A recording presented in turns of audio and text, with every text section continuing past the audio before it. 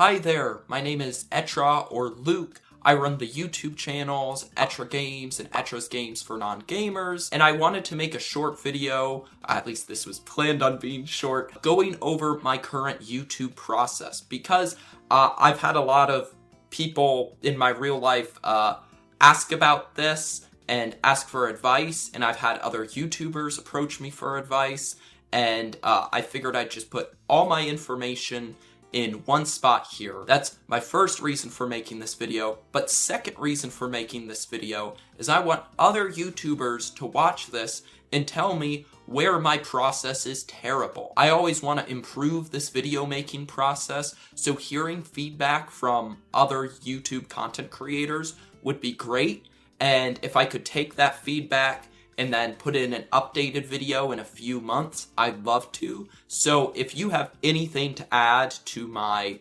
how-to YouTube list here, tell me in the comments below, DM me on Discord or wherever you found this video from, because I always want to improve this process. And on the note of that process, what I'm gonna go over is how I get ideas for my videos, how to formalize them, how to make your thumbnails and title, how to write up a script, how to storyboard, how to properly record, what I do for my audio editing process, which is the longest part I have to share here, what I do for video editing, tips relating to that, tips to launching the video, and finally, marketing the video. So I guess we'll get started on the very first part, how to come up with ideas.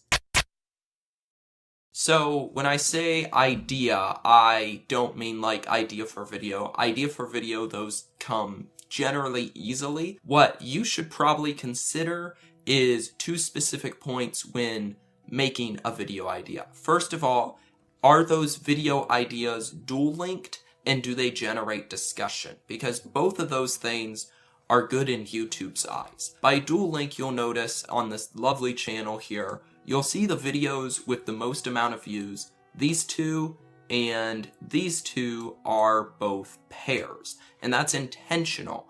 One thing I do for my videos, at least when I can, I attempted it here, I attempted it over here as well, but those didn't stand independently enough, is whenever I make videos, I try to do something called dual linking, or at least that's what I've named the term, where basically you can click on the Portal video here, watch this first, and then it links on over to the FPS video, or watch this FPS video first, and it links over to the Portal video at the end.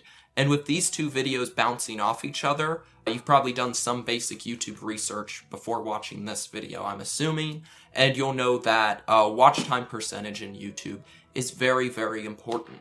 What's more important than watch time percentage is how long they're on the site and how many videos they continuously click. I can't pull up the exact quote, but you have big creators like Game Theory's MatPat. When they made Food Theory, they very intentionally launched the channel with 5 videos. So that way, YouTube doesn't detect they got on the channel and then they immediately left. What you want your subscribers to do is find your channel and binge watch a chain of content, and YouTube is very much going to like if you do that. And any tactics to enforce that is good. And I mean, analytics here, like these pretty scuffed Five Nights at Freddy's videos are still my most popular, but because they're dual linked together, you'll see that their patterns of rise and decay here are like hand in hand, hand in hand. When one grows, see the purple one there, it eventually picks up the other. And then this is more of an issue of me trying to appeal to two different audiences at once, which is a problem I'll fix in a while, but I just want you guys to see here, the blue is my FPS video, purple is the Portal video. Being linked to this Portal video, which took off first, the Portal video took off first, allowed the FPS video to rise eventually up and over the Portal video. You don't see it here, but there were 2 weeks where the FPS video was just dead, and the only way it succeeded is because it was now picked up by this Portal video. I'm gonna mute any Discord there. So yeah, that's the main thing you want to think about when you're thinking of your idea is how do you increase overall session watch time? And then second thing to consider when thinking of video ideas, I just learned this from growing creator Pastra here. One tactic, which I don't think is bad to do at all, is he is intentionally going for specific points of contention in his videos where he knows there won't be full agreement. He likes to start discussions in the comments, and by doing that, the amount of comments increasing, like, don't create controversy for the sake of controversy, but if you actually make your comment section look like a Reddit thread or something, it helps. It helps your video grow when you have people commenting, having a bunch of replies, and so on. And then, this is all out of order, but one other note regarding the long session watch time, I have this dual linking method. Over here, Kix Phillip, he talks about trilogies of videos doing well as well. The only thing I have issue with trilogies and stuff, like, you'll probably hear of Domic's Subway trilogy. I mean, maybe he made like 5 videos of that. Or Big Part 1, Part 2, Part 3. Oh, hey, look, he even fixed this. I'm pretty sure this used to be called Subway Part 1, Subway Part 2, Subway 4. And you'll notice that usually when you have sequential chains like that, you'll lose views over time. So even like creators like Danny here, when he has his devlogs for Carlson, which is the big game he's working on. This is the creator of Muck and Crap Game, by the way. He starts with, he said I couldn't make a 3D game, so I made one. You'll see that this playlist wasn't even made by Danny, and the way he presents his videos, even though these are sequential, in a sense, he still has them made so you can watch whatever in whatever order and still roughly follow along. Otherwise, you'll look like a tutorial series where, let's see, Blender tutorial, the donut, the famous donut tutorial here. We have 1.3 million views on the first, and let's not quite go to the last, but 151,000 views. Because even if you're making sequential content, present it in a way where it can be watched in any order, or else you're just going to continuously lose views. So, to recap that, dual link your content, try to have your content create discussion, and then finally, if you have sequential or trilogies of videos, still, again, try to make those sequential videos in a way where anyone can hop on at any point and watch whatever part of your video trilogy. So now, that's first section. Second section is, so you have an idea for a video or a set of videos. What do you do next? Do not start writing the video. Instead, the first thing you should do is make your title and thumbnail, because this is the true introduction to your video, and it is what makes people click on your video. You should have your title and thumbnail immediately lead into your content. If there's some disconnect there, you might not have the same rate of engagement with your audience. Just as an analogy here, if you don't work on your title and thumbnail first and wrap your video around your title and thumbnail, I mean, I guess you could make your video first, then make a title and thumbnail for it, but think of it this way. If your title and thumbnail are the introduction of your video, then think of writing a paper, but only writing the introduction at the very end. It's much smoother and leads to a stronger hook if you write your introduction first and then write your paper around your introduction. This whole mindset is something that Hillier Smith, this wonderful YouTuber about doing YouTube, that I would highly, highly recommend. His whole philosophy here is your title and thumbnail is your intro, so make sure you nail that intro well. Now for actually making thumbnails, I'm not the best source to go to for this. I can recommend basic tools like Poster My Wall, has a lot of stuff you can do with it for free. GIMP is also free, but sometimes a bit clunkier and harder to work with, harder to make outlines and stuff.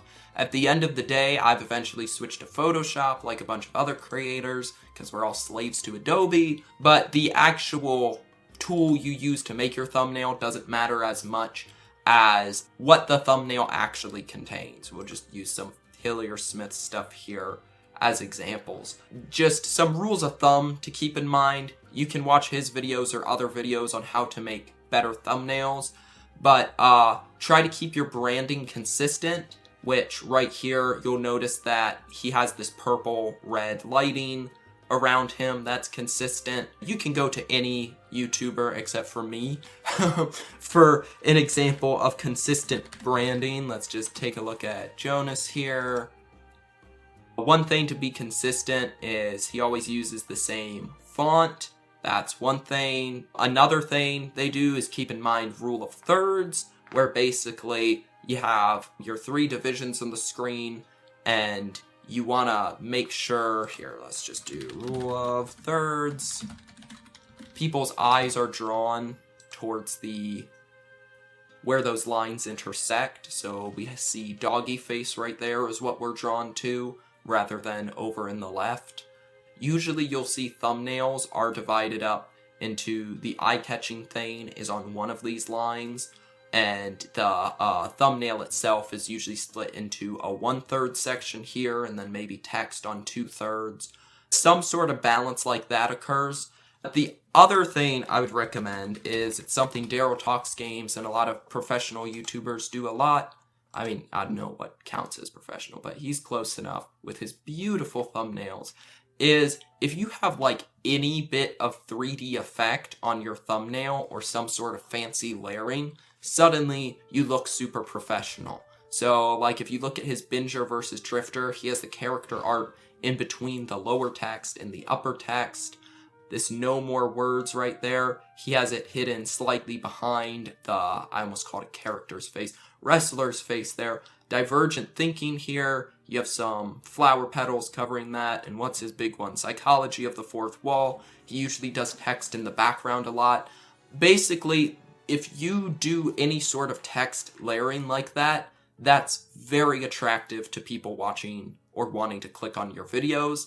And that's the only other real tip I can suggest. I don't have a lot of personal suggestions here, but I do have secondhand experience a lot, because the main thing I can recommend is going into Discord and sending your thumbnails out to people for feedback. There are some certain servers I'm in that are dedicated to just giving, receiving feedback on thumbnails, which you'll get in eventually if you're in the right YouTube niches. But to start out, send something like this to your friends where they can vote on the best thumbnail out of 3, and just be open for feedback, and you will improve. And that's basically how these other Discords work, and I'm able to show one of them off here, where we're able to commentate on Pastra's thumbnail to make it go from this to this. To recap all of that, basically you want your title and thumbnail to be the introduction of your video. When actually making the thumbnail portion, use whatever software, follow a few guidelines like consistent branding, rule of thirds, 3D text, but above all else, once you have your title and thumbnail, get them reviewed, get feedback. That's the most important tip I can offer. Once you have your title and thumbnail, like right here, next move on to writing your script if you need it. My main idea for scripts, which I've been currently fighting a bit against, but it's been useful in the past, is write whatever you want to, format it, make sure you keep in mind like your video sections now, that's a new thing, how you want to space that out. I use Google Docs specifically because you can go back in time and see all sorts of different revisions of your scripts and just jump to them in case you regret your certain changes. Like you can see, this is a very, very old script, but I can still jump back and look at all my revisions, all my changes. If we do go back in the past, hopefully, let's see if I did this at the time. What we should hopefully see is, instead of me just typing, what I usually do is, after I have a good version of my script, I go back and I cut. I make it as concise as can be and only keep the most interesting points. And you can do that a bit more at the outlining stage, but especially speaking it out loud, you can see, okay, what part of this is important, what part of this is not. For my later videos, usually I'll go through the entire script about 3 times and just find more and more fat to shave off of it, which can make comedy and casualness a bit difficult if you keep that same format that I'm using. You'll have to figure out how to balance that. I'm struggling with that balance, but I've still found success by making my videos as concise as can be. Once you have your script sort of all done, what you want to do is actually turn that script into a video with a very rough storyboard. Here's something I just tossed together for an example here, which I didn't even finish for this video because I'm trying to complete it in an hour. But the point here is put your script on like the left side, detail out your visuals before you start recording, because usually you're going to want to change a few lines based off what your visuals are. And then also make sure you account for your background music. Background music is a nightmare of its own proportion, but you can research royalty-free music to use, rights on certain video game music, and a lot of lo-fi stuff you can license. Those all make good basic background music. Finally, write out your section titles if you are going to divide your video into YouTube marked sections. With the script and storyboard all written out, now it comes time to record our video, or at least our voiceover. And to do that, the first thing I do is I usually take my finalized script from my storyboard and put it into this basic script format that I got online. Basically, these margins and the spacing, make sure you read it at a certain kind of casual rate, and it actually tells you more about this format through this example format. I'll share this document below. And you can record in Audacity and OBS, whichever one you want, whatever recording software you want. The actual like sound level to record at, I don't necessarily know yet, but I do know make sure you don't clip or go over the maximum that's listed, like this bar here or this bar here. Don't go over either of those when recording, and your recording environment should look kind of like this. I want you all to be this man. Basically, you want to give yourself a recording environment. Let's zoom in here. Your microphone doesn't matter too much compared to your environment, where your recording environment should be somewhere which has very reduced echo. So what this guy is doing here and what I do is put closet close to the right, left, and above. Usually not at the bottom. I've heard that having one surface to echo is okay. Basically, you want to just reduce as much echo as possible, because when it comes to the audio editing process, echo is incredibly difficult to get rid of. The way I record is I become this man. This man is my spirit animal, and I just read my script in this format off of my phone. Then I have my wonderful super long take, which is usually about an hour long when my video is supposed to be 10 minutes, because I make a bunch of mistakes.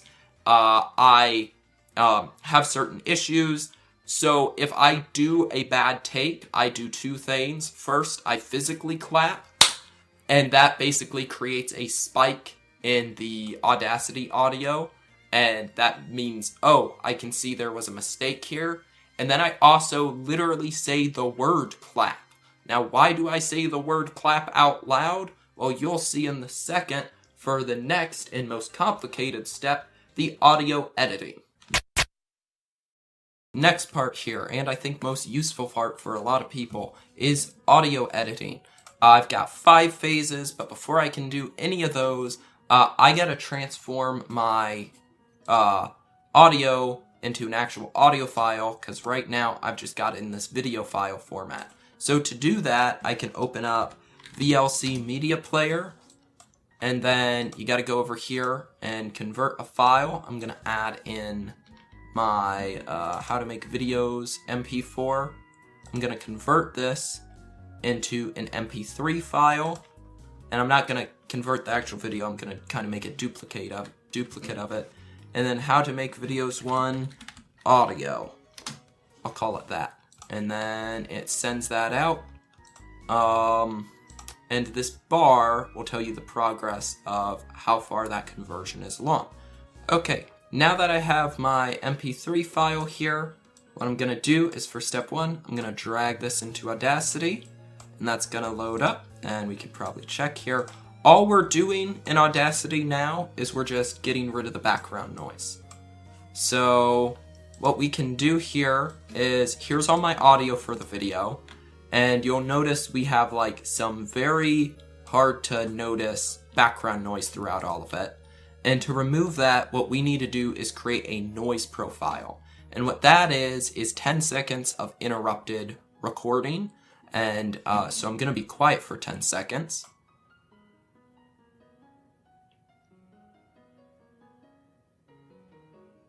Okay, maybe not quite 10 seconds. But we have enough for a proper, I don't even know, noise profile. So we go over to Effect, Noise Reduction. With that selected, we say Get Noise Profile, because that's the noise we want to get rid of. And then we go here to Noise Reduction again, and we reduce all the background noise. Okay, once that is done, we're going to go to File, Export, probably have nice places for this instead of all over the place like I'm doing in this example. And we'll call this BGA removed. Okay, it's gonna ask some more questions. We just export that.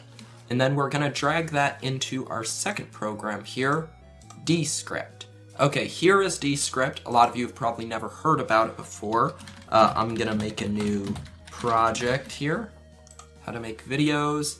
And then here's where I'd usually just drag in my audio file, the one we just cleaned, because this is a bit of a weird one. I'm gonna actually drag in a video file, and we're gonna wait for that to be added.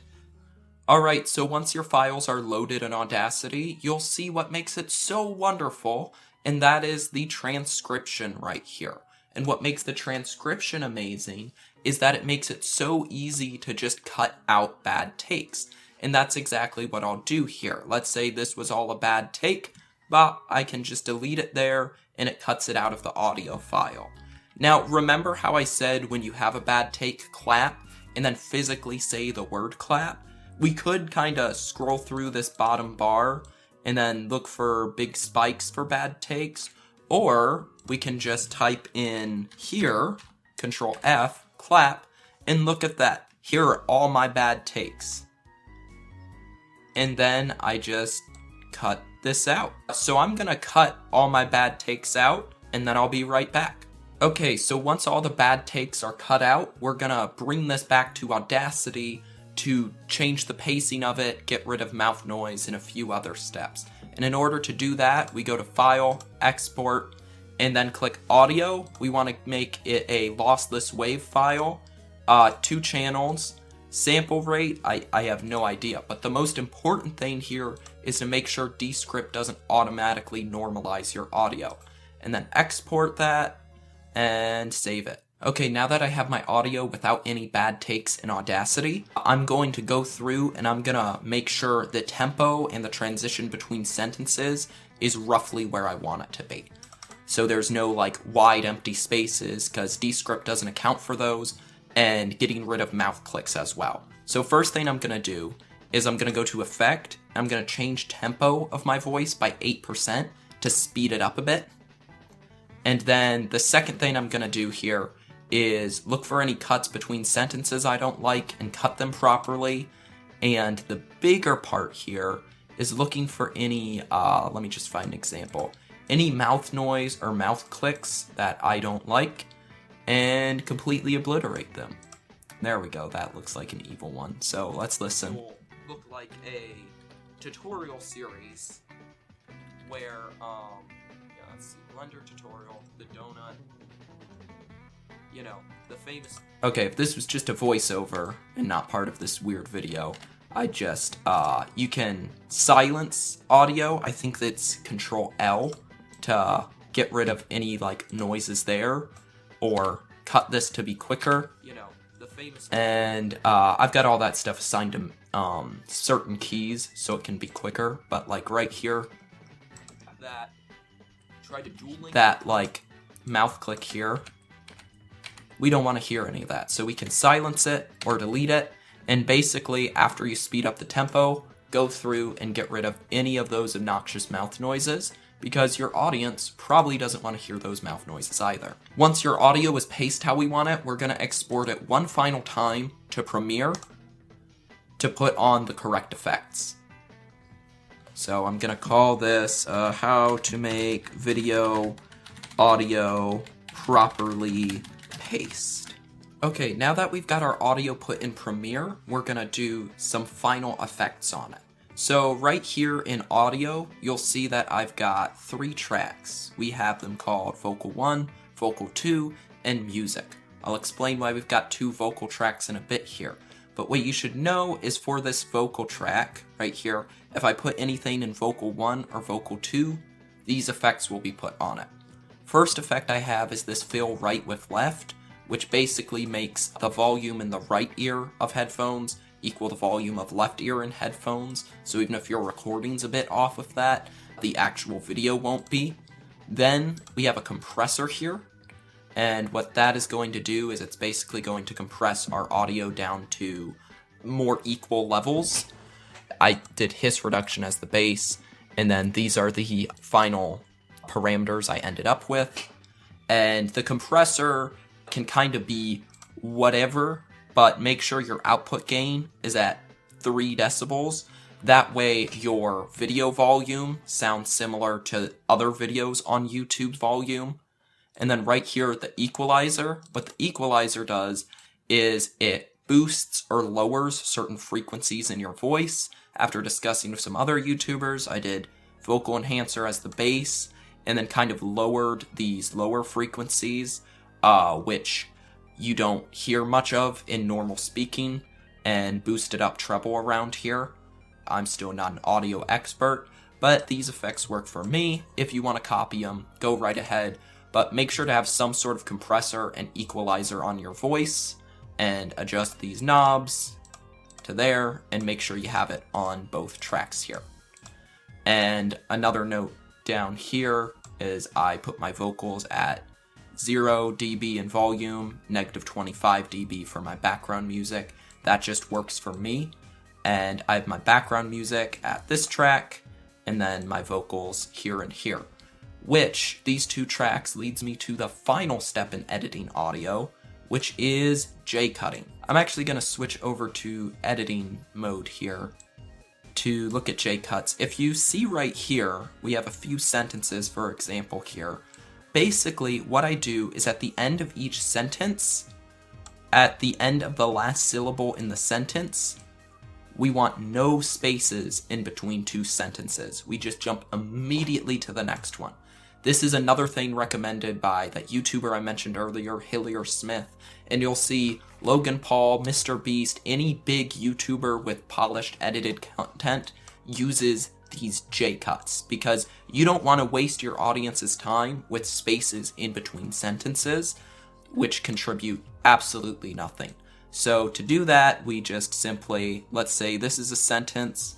I have no idea, because this is a really weird video thing I'm making, but we chop this up, make sure it sounds good, and at the end of the last syllable here, we start the next syllable. And then, sort of like I've got here, you kind of just crisscross between tracks, and do that for basically every sentence, and then your audio is finally done. It's a nightmare. Now these final 2 sections of video depends on the video you want to make, but for video editing, I really don't have much tips other than don't have your viewers' focus go to several different points. Like for example here, I have what should have been done in a cut like this, right here where I have, so right now the gaming industry has a bit of a learning problem. Your audience's focus is on these ellipses, so usually what you want to do is for your next shot, don't have the focus be somewhere like right up here, which Mine is nowhere here, and then it descends from the bottom, so it's not the worst in the world. But I know in some of my older videos I've had pretty egregious cuts. That's my one video editing tip, is make sure you're not having your viewers' focus jump all over the place in between shots. As for actually recording footage and stuff, things are about to get meta here, but just look up tutorials for using OBS. Whenever you use some sort of graphics, make sure they're royalty-free or Creative Commons. I've had to demonetize some videos because of that previously. And yeah, kind of just, there's better people to look up for specifically editing advice, but just keep in mind your viewers' focus and, show relevant stuff. And make sure you have your video footage kind of planned out in the storyboard phase, and that's going to save you better than just trying to make something on the spot when you eventually get here. If you've made it this far, congratulations! That means it's finally time to launch your video. So first of all, upload it with the create button, give it the title you figured out all the way near the beginning steps. You didn't just think of the title now, or else your video's already messed up. And then for your description, I've heard that description matters, at least the first few sentences. Try to put certain keywords which are algorithm friendly in there. There's some sites for finding good keywords, like Deltarune Chapter 2 I put in here when Chapter 2 came out for one of my descriptions. Toby Fox, Undertale sequel, all of those are good keywords. And that's kind of what you want your description to be, like a very rough description of your video, but mostly for keywords. Hashtags may or may not help, I have no idea. Make sure you have your chapters in here, and then link to socials is good. Higher you put them, the more important they obviously are to you. But yeah, description matters, thumbnail matters, tags, which are even hidden now, supposedly just don't matter. They can be useful if your video is commonly misspelled. I talked with Danny before, and he said he just never even adds tags. So your video can be successful without tags. I wouldn't stress over these at all. But what I would stress over, and what a lot of people tend to not add, is subtitles. Because subtitles, they're very easy to add, and they can increase your watch time percentage. Because some people watching your videos with subtitles will stay on that video for longer time. So quickly making your subtitles is usually always worth it. So instead of typing manually, uploading a file, you can have this wonderful auto-sync feature, and then you just copy-paste your script. I'm going to pretend this is the script. And then you just click done, and then it will auto-time all your subtitles, and you're already done with that. And look at that. You increased your watch time percentage just by doing those two simple steps, which a lot of people forget. We're going to discard changes on that. Of course, add your end screen, add cards, especially if you're doing dual linking. And then right here for visibility, I recommend you unlist your video and have it in unlisted for about a day to make sure there's no copyright strikes that attack your video or take it down. And once your video is launched, the next thing to move on to is advertising your video. Especially at early stages, YouTube won't advertise for you. So there's two different places I recommend advertising your videos. If you are a small creator just starting out, I highly recommend you advertise on various Discords. Let's see. What's a public Discord I can pull up here? Here, Dead by Daylight. Now this is a huge moderated one, but if you look for some Zelda Discords or ones by other YouTubers, if you're making a Zelda video, then advertise on, here we go, advertise on Zeltic's Discord or something. Now a lot of these Discords and Reddits have a lot of stuff about not having self-promotion, and that's fair. However, I feel like that's complete falsehood. When you are on the Zeltic Zelda Discord, okay, you are looking for content related to Legend of Zelda. Maybe not as much in Discord, but especially in Reddit. If you are in the Portal subreddit, you are looking to consume content related to Portal. There's usually no self-promotion rules, But what that really means for most of these is they don't want low quality content. And so if your content is quality enough, then usually Reddits will accept them without issue and your posts won't be taken down. When you're just starting out, I highly recommend you put your videos on Discords and don't just like drop them there and run away. What's great in the early stages is to get feedback on your videos in various Discords. And the way I used to do it is I took this wonderful image and I put my YouTube thumbnails along the watch here, and then I said, I can't find the exact image, but I just posted the image and said, hello, I am a wandering YouTuber in search of feedback to improve my training. And I got feedback from them and I improved. And that's kind of what you want your mindset to be when posting to these Discords, is getting feedback from other people. And usually you'll gain subscribers, you'll gain external clicks, which are very good for YouTube. But yeah, search for feedback and that will help you improve as well as drive some initial views. If you're a bit bigger, your content is more higher quality, then you can get a lot of success with Reddit. Two creators I know, Farland's Design Den, and then over here, Unique Namesaurus, they have gotten huge success by going through Reddits. Getting on a subreddit has been important in my experience, and Farland's was kind of stuck at like 2,000 subscribers for a long time, and he got up 5K just by being on the game design subreddit.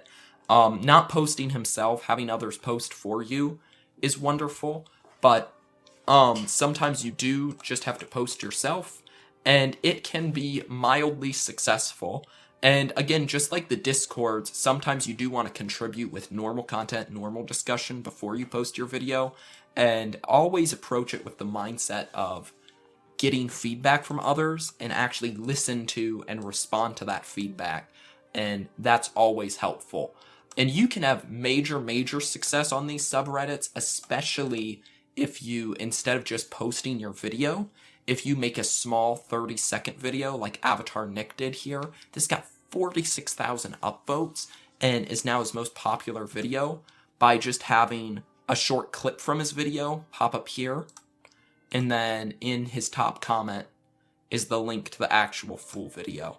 And sometimes it gets buried if you grow big enough, as you can see here, but it's been a good strategy for him. Yeah, I made a longer humorous video here, and this isn't considered self-advertising most of the time. When you have a separate video just talking about, hey, I made a video, and then linking the actual YouTube video, it's a weird workaround, but again, usually, especially on smaller subreddits, people are just truly looking for content about Pokemon. It's just, they don't want low quality content. Yeah, no advertisement or self-promotion. This is definitely advertisement and self-promotion, but it's also content. So yeah, read the rules, tread carefully on these Discords and Reddit, do it in good spirit, and those can definitely help you grow. Aside from that, just cross your fingers, pray the YouTube gods have mercy. And that is the extent of my wisdom. And there we go, that is the extent of my YouTube wisdom. And although I am very wise in the ways of YouTube, I am actually, like, not at all. Again, like I said at the beginning, please, if you know any way to improve this process, please tell me, because I'm constantly searching for feedback. I'm constantly looking for ways to improve this process, make it faster, make it better, make my voice actually sound a bit better. Anything you can contribute, I would love to hear, either in the comments below or message me directly. And then I want to take that advice, put in an updated video, and hopefully help more people. And on that note, I really hope this video helped you somehow, whether this is your first YouTube video you're planning on uploading or your 50th, like where I'm at. Yeah, I hope this helped you out, and I hope I can get some more feedback in the comments below or messaged so I can make a follow-up video that helps even more people, and, you know, we can just make this community more educated. Yeah, thank you so much for watching. Love if you left some feedback in the comments below. Bye.